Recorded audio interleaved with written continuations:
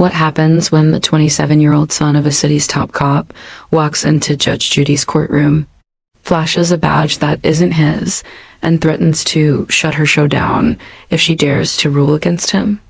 That's the day Ryan Caldwell met the one person in America he absolutely could not intimidate. Ryan is the only son of police Commissioner Daniel Caldwell, the man every mayor since the 90s has called the backbone of law and order. Talk shows love him.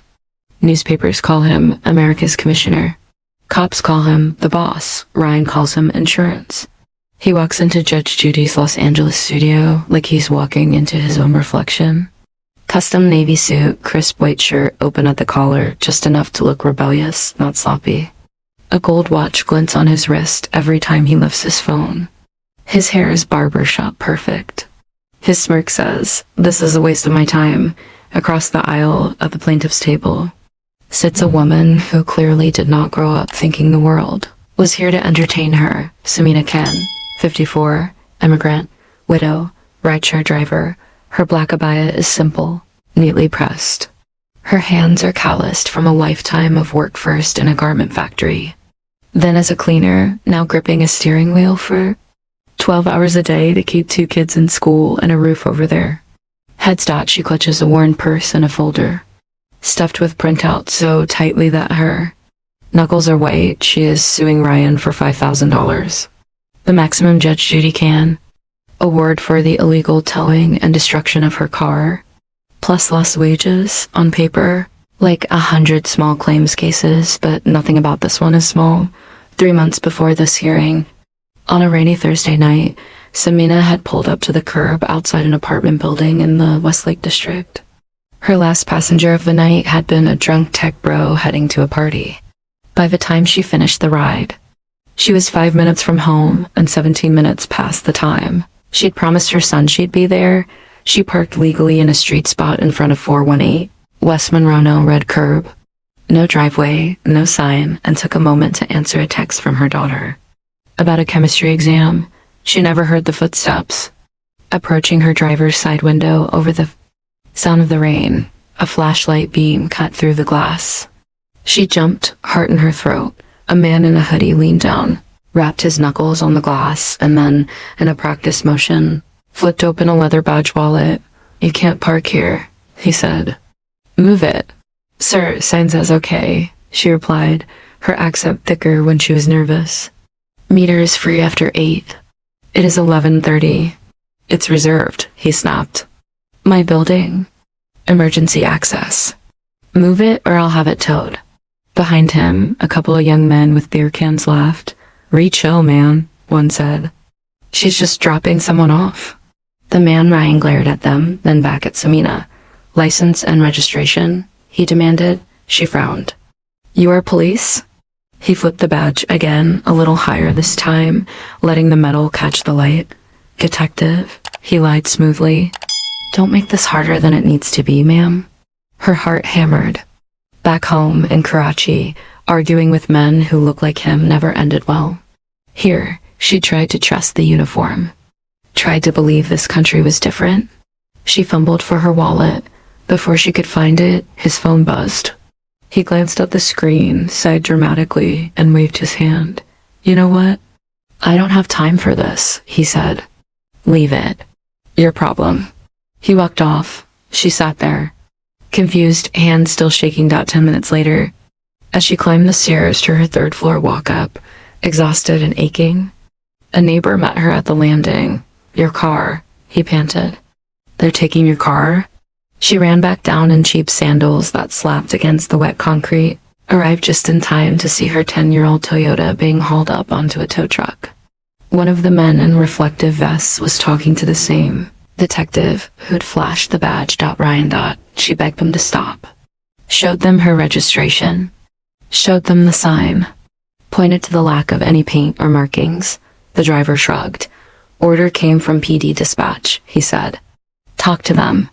It took her 3 days to get her car back from the impound lot. The bill, $986 for towing and storage, plus a cracked bumper, a bent axle, and a rideshare account temporarily suspended for vehicle safety concerns. 3 days of lost income. A repair quote of $3,200 she did not have. A bank account that already lived on the edge when she went to the local precinct with her brother to complain. The desk sergeant barely kept a straight face when he saw the report. "Ma'am, that's a valid tow order," he said, pushing the paper back toward her. Caller identified himself as an off-duty officer reporting an obstruction in front of his building. That's good citizenship. Her brother, who'd been in the US long enough to know how these things went, leaned in. "Is it because our name is Khan?" he asked quietly. "Because she has an accent? You think we won't fight?" The sergeant stiffened. "No, sir," he said. "It's because I'm not going to stick my neck out arguing with a Caldwell tow order." The name hit Samina like a slap. Caldwell. Everyone in the city knew that name. 2 weeks later, a neighbor showed her something on his phone. "Look," he whispered. "From my ring cam." The grainy night vision video showed Ryan standing in the rain, badge out, smirking as he spoke into his phone. "Yeah, it's Caldwell," he said clearly. "Plate 7JX. Yeah, in front of my building again. Blocked emergency access. Send a truck." "No, I don't care if it's legal. Mark it urgent. Daddy'll cover it if someone squeals." That last sentence, casual, careless, changed everything. Samina found a legal aid clinic. They helped her file a small claims case. When they realized who Caldwell was, they warned her. "He's powerful," the young volunteer lawyer said. "They might try to scare you." "Are you sure you want the smoke?" She looked at the cracked photo of her kids on her phone. "I drive 15 hours some days," she said. "I pay every ticket, every tax. If law is only for people with famous names, then this country is no different than the one I left." When Judge Judy's production office saw Caldwell on the docket and read the summary, they made a decision. Bring it here. Now, on a Wednesday afternoon. With studio lights beating down and cameras trained on every twitch, Samina sits clutching her folder, and Ryan leans back and checks his phone. He doesn't know about the ring footage yet. He doesn't know that Judge Judy has a second file in front of her complaints internal affairs quietly shelved. 911 logs marked courtesy call, and one very angry anonymous letter from inside the department. He's still smiling, still thinking he's here to swat up. Fly. Before we show you the moment that smile disappears, and the threat he makes that will be replayed millions of times. Less than 5% of you watching are actually subscribed. If you think cops' kids shouldn't get to use badges like toys, hit that subscribe button right now. Because what Judge Judy is about to do will remind everyone that there is at least one courtroom in America where a last name doesn't count as evidence. Bailiff Bird calls the case. Samina Khan versus Ryan Caldwell. Alleged illegal towing, property damage, and harassment. Ryan finally looks up. The smirk is still there. It won't be for long. Asterisk. All rise. Everyone in the courtroom stands. Everyone except Ryan. He stays seated for a beat too long, finishing whatever text he's sending, thumbs flying.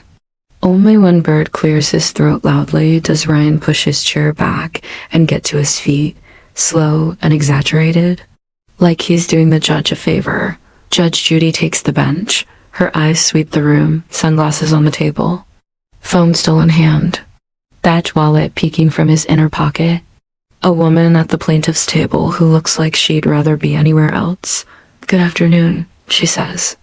"Be seated." Chairs scrape. People sit. Ryan doesn't. He flops down, legs spread, phone on his knee.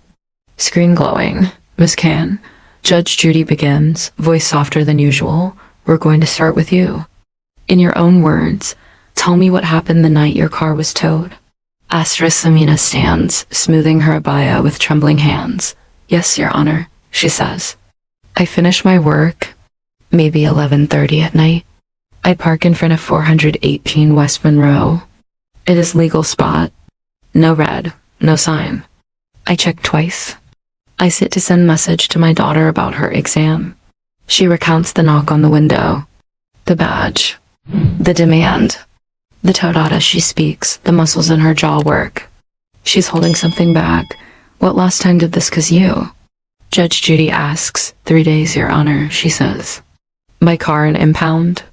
Rideshare app blocked me because of tow and damage.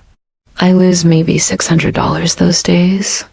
Then she lifts a paper.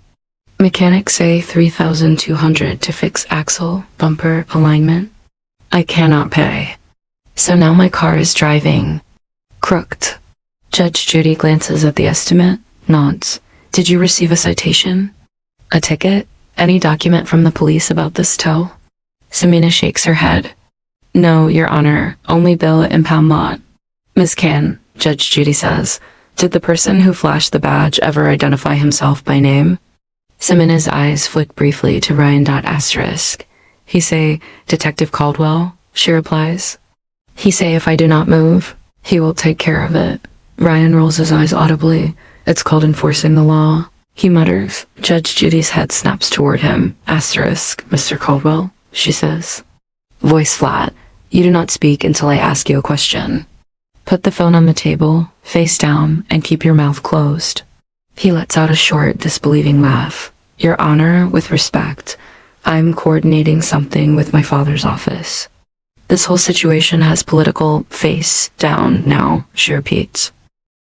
Something in her tone cuts through the arrogance for a heartbeat. He flips the phone, a little harder than necessary. Happy?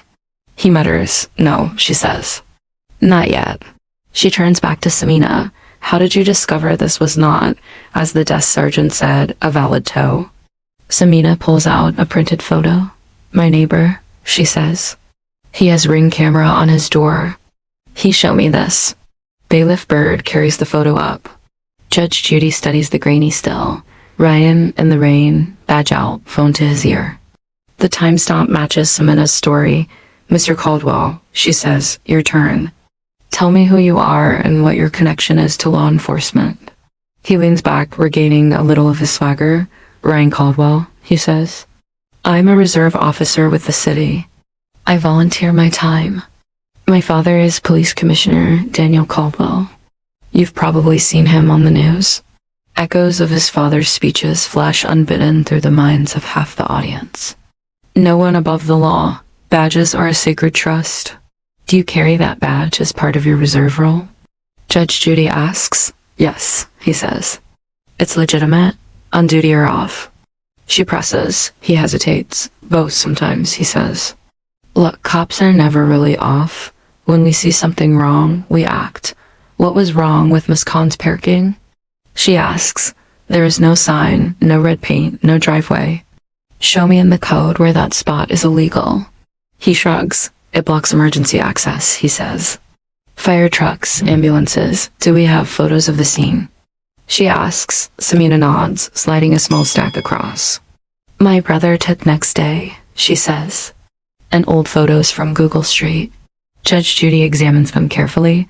The curb is clear. No yellow, no red. Complaints may be about people using the space, but nothing on record. Looks perfectly legal to me, she says. So why did you identify yourself as a detective and order a tow? Ryan smirks. I never said detective, he replies. She's misremembering. I said officer and I didn't order anything. I called it in like any concerned citizen would. He looks around as if expecting agreement. What was the nature of your call? She asks, what did you tell dispatch? He waves a hand. That a vehicle was obstructing a fire lane, he says. Standard language. They handle the rest. Obstructing a fire lane, she repeats. In a spot that is not marked as such. On a call coming from the commissioner's son, identifying himself as an officer. She leans back. Do you know how many citizen calls actually result in same-hour tows in that neighborhood? She asks mildly. He frowns. No, neither did I, she says. So I asked. She picks up another sheet. In the last year, from that precinct, 4, she says. 3 were blocking hydrants. 1 was a car literally parked across both lanes during a street fair. None of them were on West Monroe. Except Miss Khan's, which was towed 39 minutes after your call. She fixes him with a stare. That is not normal, she says. That is not a system operating as designed. That is a system that jumps when it hears the name Caldwell. He bristles. Or maybe, he says slowly, That's a system that recognizes a real safety concern when it hears one. I live in that building. I know the risks. She doesn't. Samina takes half a step forward, pain blazing behind her eyes. I live 3 blocks away, she says. I drive ambulance drivers in my car every weekend. They tell me which spots to avoid. That spot is not one. You took my car because you were angry it was in front of your building? Miss Khan, control yourself, Judge Judy says gently. Then, without changing tone, Mr. Caldwell, you used your access to police dispatch to solve a personal annoyance. That is an abuse of power, he scoffs. Abuse of power? He says, Lady, if you want to see abuse of power, you should come to a city council meeting when my father walks in. When he sees this episode, he stops himself too late. Judge Judy tilts her head. When he sees this episode, what? She asks quietly. Ryan meets her gaze, arrogance hardening into something colder. You really want to pick this fight? He asks, with him? Over a parking dispute? The room goes still. Judge Judy smiles slightly. Mr. Caldwell, she says, voice deceptively mild, you seem to be under the impression that you are in a negotiation. You are not. You are in a courtroom. My courtroom. And I'm not done with you yet. Asterisk. Judge Judy reaches for a manila folder that's been sitting just to her left. Its corner already worn from flipping. Mr. Caldwell, she says.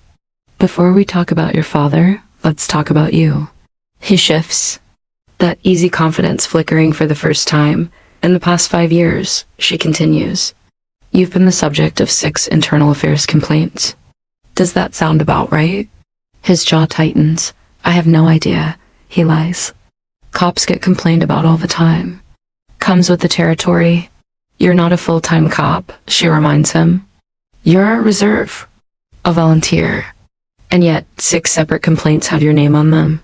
She holds up a page. Complaint 1, she reads. Civilian alleges you flashed a badge and demanded they move from a public bench downtown because you didn't like people loitering near your car. She flips. Complaint 2. Food truck owner claims you threatened to shut them down for a supposed code violation after they refused you free food. Another page. Complaint 3. Woman alleges you followed her from a bar to her home, then parked outside with your hazard lights on when she refused to give you her number, telling her, I know where you live now. She looks up over the paper. Are you seeing a pattern, Mr. Caldwell? She asks, because I certainly am. His cheeks flush. Those are unproven allegations, he says. All of them were closed. No discipline. That means they were bogus. Closed, she agrees. After review by whom? Oh, yes. She taps the header. Reviewed by Commissioner Daniel Caldwell, she reads. Finding no action warranted. A dry laugh ripples through the audience. Your father, she says, has been the final word on every complaint with your name on it. That's his job, Ryan retorts. He oversees the department. It's also his job, she counters, to ensure badges are not abused. He seems to have missed a spot. He opens his mouth. She slices the air with one hand. Sit down, Mr. Caldwell, she orders. You will speak when spoken to. Right now, I'm speaking to Miss Khan. Samina looks startled to be addressed again so soon. Yes, Your Honor. She says, after your car was towed, Judge Judy asks, did anyone from the department contact you? Anyone from the commissioner's office? Samina hesitates. Yes, she says finally. 2 weeks later, a man call from professional standards. He say they look into my complaint. He offer me $1,000 as a gesture of goodwill if I sign papers saying it is all misunderstanding, that I will not talk to media. What else did he say? Judge Judy presses. Her fingers twist around the strap of her purse. He say, she murmurs, I am new citizen, but I have good life here. That sometimes people who make noise, things get complicated. He mentioned my son's scholarship. Said many programs have background checks. A low, angry sound passes through the gallery. And what did you tell him? Judge Judy asks. Samina's chin lifts a fraction. I say, I already lived in place where people with power make threats in dark rooms, she says. I did not come to America for more of that. I say if law will not help me, maybe TV will. Judge Judy nods once, sharply. Asterisk, good, she says. Because TV brought you to the one place your friend over there can't phone his way out of. Ryan's laugh is brittle now. You really think this is going to end the way you want, he says. You honestly think my father, he is not the one on trial here, she cuts in. You are. Nothing happens to me without happening to him, Ryan says. You go after me, you go after the department, the union, the mayor, everyone, all over a rideshare driver and a street spot. Do you have any idea what kind of heat you're bringing on yourself? It's not bluster entirely. For once, he's not wrong. Networks like this case because it's juicy. Politicians hate it because it's radioactive. Judge Judy knows that, and she does not care. Double quotes Mr. Caldwell. She says, I prosecuted juvenile delinquents in New York when you were still trying to tie your shoes. I dealt with gang members who had better resumes of intimidation than you. You don't scare me. But I'll tell you what does. A system that lets someone with your temperament wave a badge around like a toy. She gestures to Bird. Let's roll the footage, she says. The monitor flickers to life. The courtroom lights dim slightly. Exhibit A, she says. Ring camera footage from Miss Can's neighbor's door. The black and white image shows the rain-slick sidewalk in front of 418 West Monroe. The timestamp in the corner reads 23:18. Asterisk. Ryan steps into frame, hood up, shoulders squared. He pulls a badge wallet from his pocket, flips it open, then tucks it away and pulls out his phone. His voice rings clear in the quiet courtroom. Yeah, it's Caldwell, he says. Plate 7JX. In front of my building again. Mark it blocking emergency access.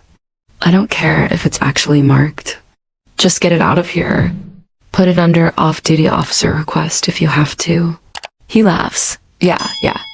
Daddy'll cover it if someone squeals. Just do it. The audio hits harder than the video. On screen. He pockets the phone, glances at some in his car, then snaps the badge wallet closed with a little flourish. Satisfied. The clip ends. The room is silent. Judge Judy looks at him. Anything you'd like to add to your earlier testimony, Mr. Caldwell? She asks. He swallows. That's taken out of context, he says weakly. Asterisk. What context would make Daddy'll cover it less damning? She asks. He doesn't answer. Asterisk. She doesn't expect him to. What you did that night wasn't law enforcement, she says. It was petty revenge dressed up in a uniform. He exhales loudly, frustration boiling over. You know what? He says, I don't have to sit here and let you grandstand at my expense. I agreed to the show as a courtesy. My father, there you go again, she cuts in. My father, he points a finger toward the bench. You're stepping into something bigger than you are, he says, voice rising. He runs the city's law enforcement. He is on a first-name basis with half this network's legal department. If you think he's going to let you put his son on TV calling him daddy while you read internal affairs files, you're dreaming. This episode will never see the light of day. There is the threat, not subtle, not veiled, naked. Judge Judy doesn't flinch. Are you threatening me, Mr. Caldwell? She asks, each word crisp. I'm telling you reality, he replies. You're a TV judge. He's the commissioner. Do the math. When he's done, you'll be lucky if reruns of this show play at 3 a.m. in Toledo. The audience gasps. Bird takes a step forward. Eyes locked on Ryan. Judge Judy raises her hand without taking her eyes off the defendant. Stand down, Bird, she says softly. Then to Ryan. Sit down. Something in her tone finally cuts through the last of his bravado. He sits. Slowly. Judge. Judy remains standing. I have been a real judge in a real courtroom with real bullets outside the window, she says quietly. I have stood up to gang leaders, mob fixers, and men who thought a badge gave them a license to terrorize their neighborhoods. None of them managed to shut me up. Your father will not be the first. She picks up the manila folder, and since you're so worried about what will see the light of day, she adds, let me reassure you, a full copy of this proceeding, along with every complaint and 911 log with your name on it, is already en route to the State Civilian Oversight Board and the Department of Justice. Certified mail. Overnight. Ryan's throat works. You're overreacting, he says. Over a parking spot. She slams her hand down on the bench. This is not about a parking spot. She snaps. This is about the difference between law and leverage. You didn't call because there was a danger. You called because you were annoyed. And the system jumped not because you were right, but because of your last name. She draws a breath, reining herself in. Now, she says, let's talk about consequences. Asterisk Judge Judy sits again, but the energy in the room stays electric. You can feel everyone holding their breath, waiting to see just how far she's going to go. Double quotes, Miss Khan, she says. Voice returning to its calmer register. You paid $986 to get your car out of impound? Yes, Your Honor, Samina replies. My brother lent me. I pay him back slowly. And you have a repair estimate for $3,200? She continues, yes. She hands it up. Judge Judy glances at it, then sets it neatly on the pile. You also lost approximately $600 in income during those days without a car? She asks, yes, Your Honor. Judge Judy nods. In this court, she says, the maximum I can award is $5,000. I am granting you that full amount against Mr. Caldwell. A small shock sound escapes Samina's throat. $5,000 won't fix everything, but it's more than she's dared to hope for in months. At least, Judge Judy adds. You won't be paying for his temper out of your children's tuition? Ryan scoffs. $5,000, he mutters. My father spends more than that on coffee, and you're very welcome to ask him for help paying the judgment, she says. But understand this, legally, it is yours, personally, not the department's, not the city's. You abuse their authority for your own convenience. They do not owe you a bailout. He presses his lips together. We're done here then? He asks, sarcasm dripping. You got your money, she gets her sob story on TV. We're not done, she says sharply. Not by a mile. She steeples her fingers. Mr. Caldwell, she says, badges are supposed to mean something. When a police officer, real or reserve, flashes one, people comply. Not because they like being told what to do, but because they've been taught that badge represents the law, not the ego wearing it. She points to the monitor now frozen on his face. Badge glinting faintly in the rain. What you did that night, she continues, was tell every person watching that clip that badges are just props for the well-connected. You took trust that others bled for and used it as a toy. She leans forward. I cannot strip you of that badge, she says. But I can do something almost as effective. She picks up a form. This court is issuing a formal referral to Internal Affairs and the State Civilian Oversight Commission, she says, accompanied by a transcript of these proceedings, that video, and a recommendation that your reserve status be terminated pending investigation. Ryan's eyes go wide. You're ending my career? He chokes. Over this? You don't have a career, she replies coldly. You have a costume. What you do next will determine if you ever earn a real one. He looks like he might explode, but she barrels on.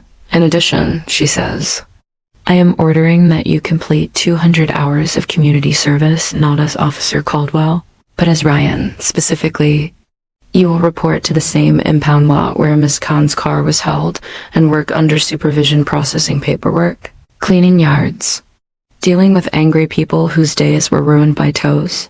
He stares at her like she's speaking another language. The impound lot, he repeats. Yes, she says. Maybe if you see it from the other side of the counter, you'll think twice before picking up the phone for fun. The gallery likes that. Several people openly nod, and she continues.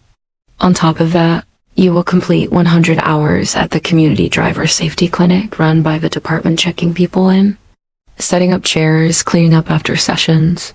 You will apologize publicly in writing to Miss Khan and to the residents of your neighborhood for misusing law enforcement resources for a non-emergency personal complaint. That phrase will be in your letter.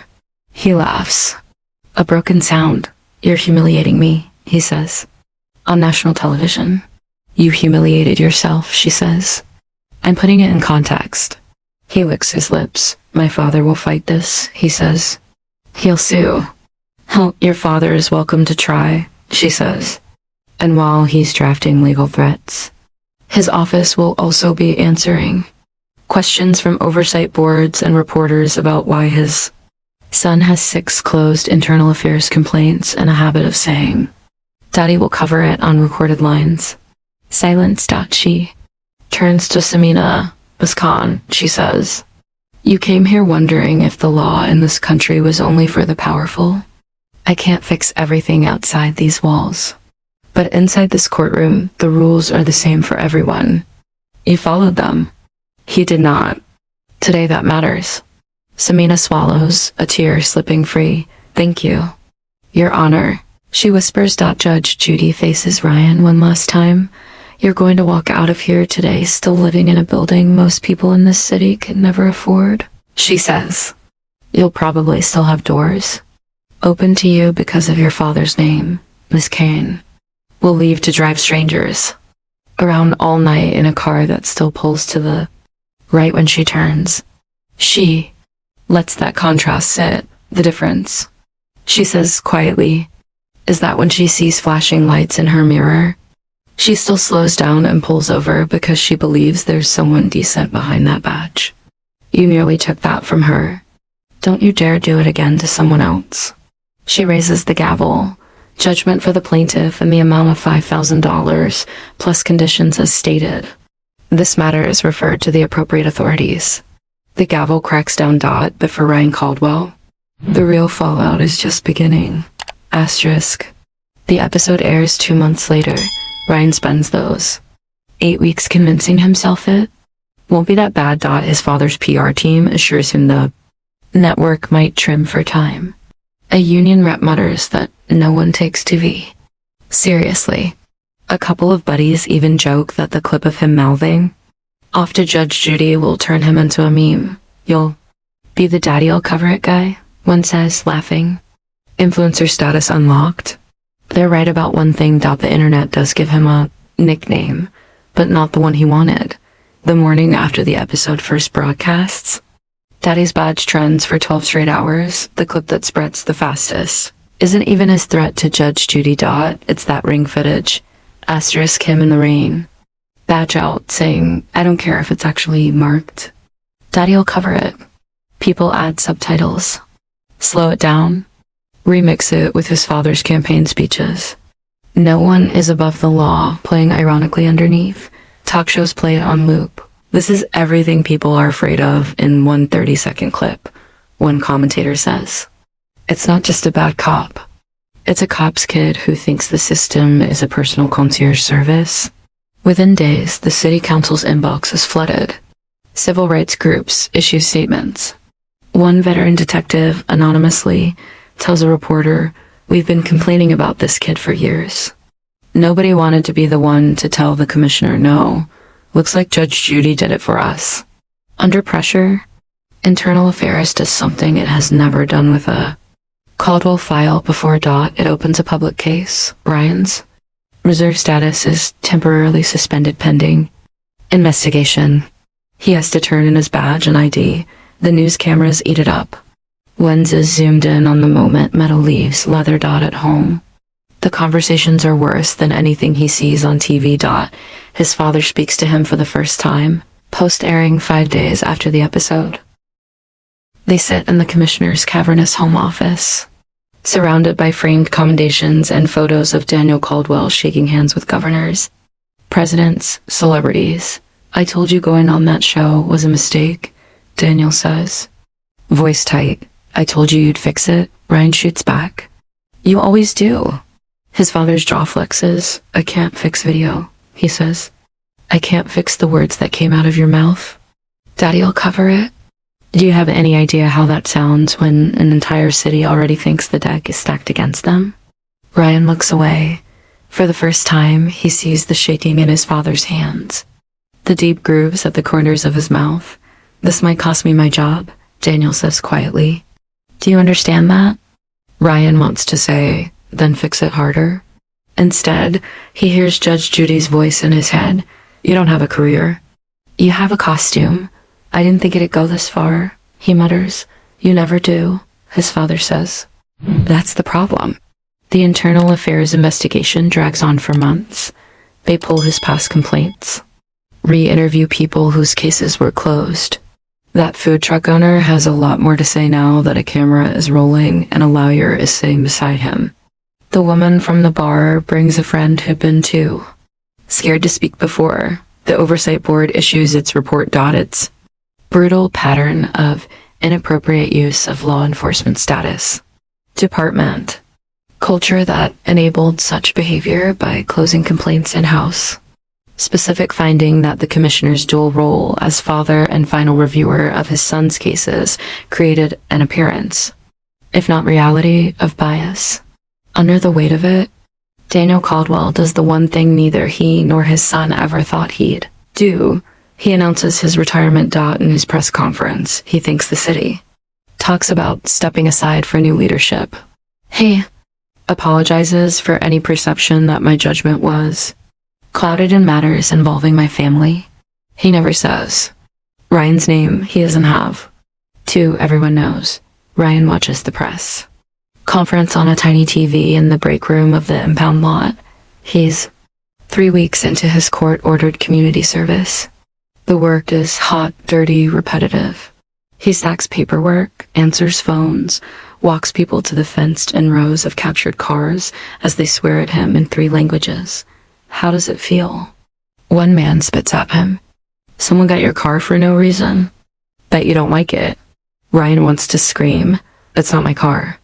It's my job. Then he remembers a rainy night, a woman in a hijab clutching her keys. His own voice saying, "Mark it urgent. Daddy, I'll cover it." He shuts his mouth, picks up another clipboard. On Saturdays, he reports to the driver's safety clinic, sets up folding chairs, fills coffee urns, hands out Know Your Rights pamphlets that mention pointedly that being asked for a badge number is not a crime. 4 months in, a familiar face walks through the door. Samina, she's there to drop off flyers, a volunteer at a new immigrant rights group wants to recruit people with extra language skills. She spots him near the coffee table. For a second, the room blurs. Then she steps closer. "Mr. Caldwell," she says.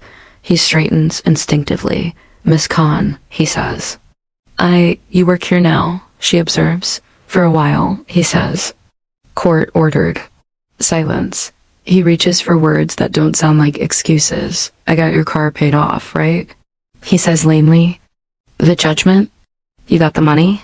She nods. "Yes," she says. "I fix axle. New bumper.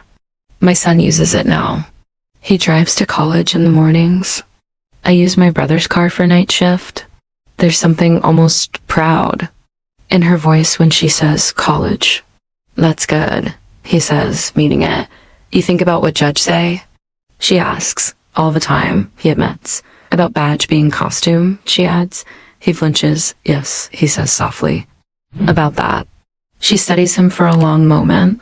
"In my country," she says finally, "police can do whatever they want. No cameras.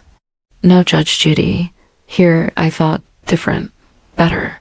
That night, when I saw your badge, I almost lost that belief." She looks around the clinic, at the posters about complaint hotlines, at the drivers sweating through classes they don't want to take. "After show, people stop me sometimes," she says. "At gas station. At mosque. They say, you were brave to go on TV.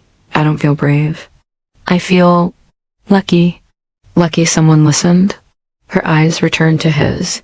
"Don't make other people need that luck," she says quietly. "If you ever wear a badge again, make sure it is law people see, not your last name." Then she turns, hands the flyers to the clinic coordinator, and leaves. Ryan stands there for a long time, coffee pot still in his hand. Months pass. He finishes his hours. Internal Affairs formally revokes his reserve status.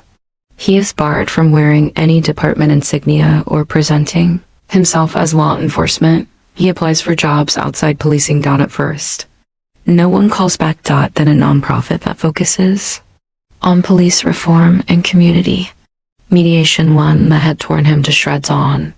Twitter months earlier surprises. Him. They ask him to come in not as a hero as an example they offer him a probationary role helping coordinate trainings for officers on de-escalation and community relations. Why me? He asks the director. Because there are 100 yous out there, she says bluntly. Men who grew up thinking a badge was a mirror, not a window. If you can talk to them in a language they understand, maybe you save some woman's car. Or son, or life. He takes the job. Slowly, awkwardly. He starts to show up in different rooms, not as the commissioner's kid. As the guy who once said, "Daddy'll cover it" on a Ring camera, and now stands in front of recruits saying, "Don't be me." Some roll their eyes, some listen. Meanwhile, Saamne's life doesn't become a fairy tale. She still works brutal hours. Her joints still ache. Her son still worries about money between classes, but something is different. People in her community know her name known not as a me, but as a woman who looked straight into a system that told her, "Be quiet, take the money," and said no. She helps others file complaints. Knows which phone numbers work, which organizations will actually call back. She keeps a copy of her episode on a USB stick in her purse. Sometimes I watch, she admits to her daughter one night, to remind myself my voice can be loud. Judge Judy moves on to other cases, but clips from Conn v. Caldwell keep circulating. Law schools use them in ethics classes. Activists play them at town halls about police accountability. One group prints her quote, "If law is only for people with famous names, then this country is no different than the one I left," on posters. In a rare interview months later, a journalist asks Judge Judy if she worries about poking the bear by going up against a powerful commissioner's son on national television. She doesn't hesitate. "If your job is to be afraid of people with badges and titles," she says, "find a new job. My courtroom has one rule.